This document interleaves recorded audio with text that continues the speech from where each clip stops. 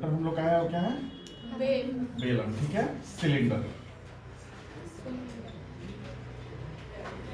तो सिलेंडर में बेसिकली क्या क्या चीज हम लोग को पढ़ना होता है। ठीक है, सिलेंडर जो होता है, सिलेंडर कैसे पैसा होता है। ठीक है,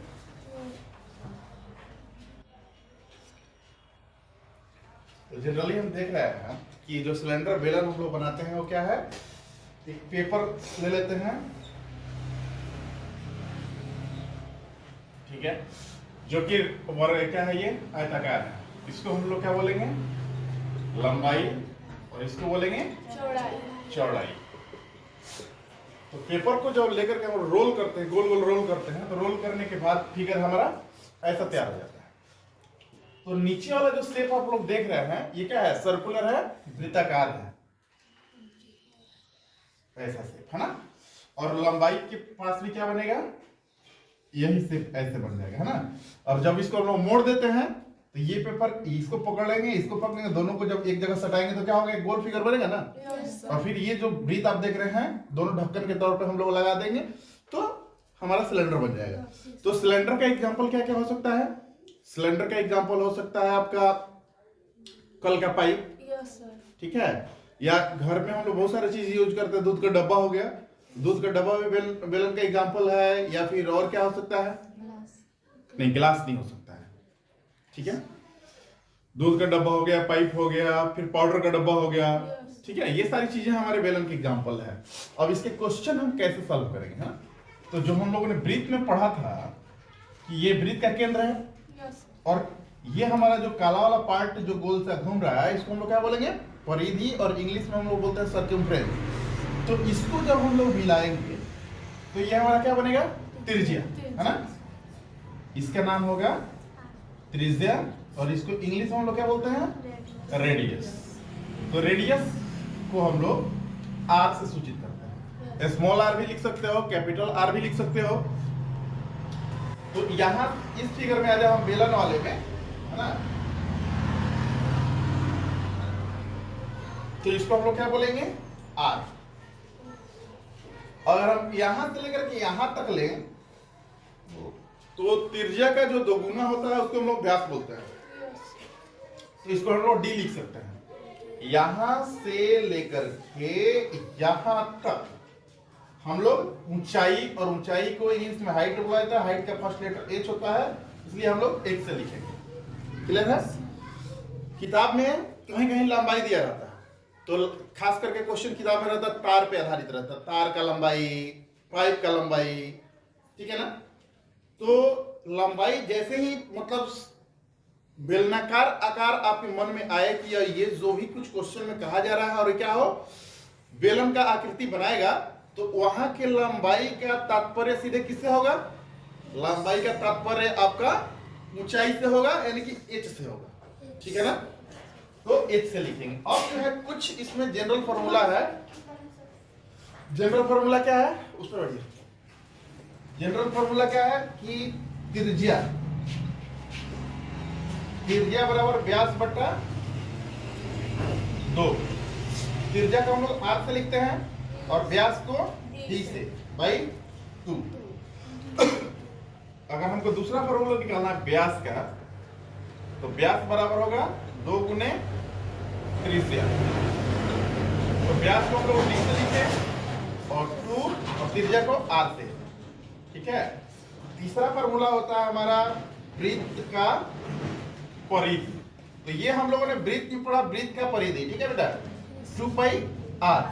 लेकिन ध्यान रहे कि जब हम लोग बेलन में पढ़ेंगे तो क्वेश्चन में लिखा रहेगा बेलन के आधार का क्षेत्रफल, या बेलन के आधार की परिधि। ठीक है। तो जब आधार बोलेगा, आधार का परिधि चाहे आधार का क्षेत्रफल, तो उसका मतलब सीधे किससे होगा, वृत्त से होगा। ये किस में बताया जा रहा है, वृत्त में, क्योंकि बेलन का जो आधार होता है वो कैसा होता है, वृत्ताकार होता है। ठीक है। तो परिधि का फॉर्मूला ये हमारा होगा 2 पाई आर, आर का मतलब त्रिज्या। अब जो है वृत्त का क्षेत्रफल,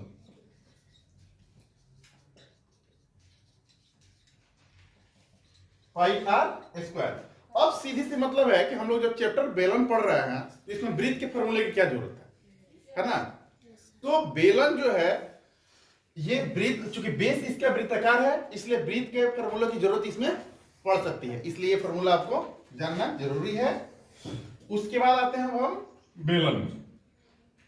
इसके बाद हाँ, बेलन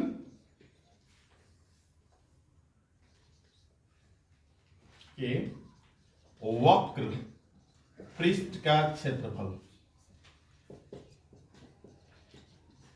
तो भाई अब यहां दो चीज आता है, बेलन के वक्र पृष्ठ का क्षेत्रफल और बेलन के संपूर्ण पृष्ठ का क्षेत्रफल, दो चीज है। तो वक्र पृष्ठ क्या है, सबसे पहले इसको हम लोग को जानना है। तो वक्र पृष्ठ जैसा कि मैंने बताया, ये पेपर जो आप देख रहे हैं, ठीक है, आयताकार पेपर जो देख रहे हैं, इसको जब हम लोग फोल्ड करते हैं, गोल मोड़ते हैं, तो बेलन बनता है ना। तो ये जो ये आपका आयताकार फिगर जो था, इसी को हम लोग क्या बोलेंगे, वक्र पृष्ठ क्षेत्रफल। समझ में आ रहा ना, वक्र का मतलब होता है टेढ़ा। जब उसको घुमा देते हैं, यानी कि ढक्कन को छोड़ के कोई भी सिलेंडर लेते हैं, पाइप लेते हैं, तो देखिएगा पाइप का नीचे वाला हिस्सा खुला रहता है और ऊपर वाला हिस्सा खुला रहता है, दोनों ऊपर नीचे दोनों खुला रहता है, तो वो वक्र पृष्ठ कहलाएगा। यानी कि जब क्षेत्रफल में हम लोग ऊपर के वृत्ताकार हिस्सा को और नीचे के वृत्ताकार हिस्सा को छोड़ देंगे, तो क्या कहलाएगा, आपका वक्र पृष्ठ क्षेत्रफल कहलाएगा। ठीक है, तो वक्र पृष्ठ क्षेत्रफल इसका होता है 2 पाई आर एच। तो आप लोग देखिए यहां 2 पाई आर जो देख रहे हैं, 2 पाई आर क्या है, वृत्त का परिधि है ना। लेकिन हम लोग जब बेलन में पढ़ रहे हैं तो आधार का परिधि हो जाएगा। तो यहां क्या लिख सकते हैं, बेलन के आधार का परिधि गुणे एच क्या है, ऊंचाई है ना। तो ऊंचाई दो तरीके से आप लोग समझ सकते हैं। जैसे ही परिधि का नाम आया, तो परिधि के नाम आते ही आप लोगों को क्या पता चल जाएगा, परिधि का नाम आते ही 2 पाई आर और ऊंचाई का एच, इसलिए हमने 2 पाई आर एच लिखा है। कोई दिक्कत? अब जो है बेलन के संपूर्ण, चाहे किताब में पूर्ण भी लिखा होगा, ठीक है, संपूर्ण पृष्ठ क्षेत्रफल। तो संपूर्ण पृष्ठ क्षेत्रफल में क्या आएगा, अब इस चीज को जानना है। संपूर्ण पृष्ठ क्षेत्रफल में आपका वक्र पृष्ठ क्षेत्रफल, बेलन का वक्र पृष्ठ क्षेत्रफल प्लस दोनों वृत्तों का क्षेत्रफल, ठीक है, बराबर बेलन का वक्र पृष्ठ क्षेत्रफल प्लस 2 गुने वृत्त का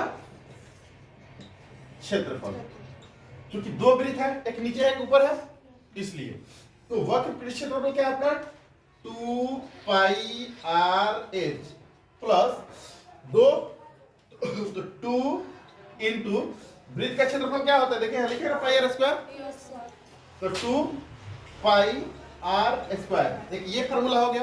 अब देखिए 2 पाई आर दोनों में कॉमन है, तो 2 पाई आर क्या करेंगे हम, निकाल लेंगे 2 पाई आर, तो यहां बचा आपका एच और यहां बचा आर। इतना ही फॉर्मूला पर आपका पूरा बेलन का क्वेश्चन बनना है, ठीक है।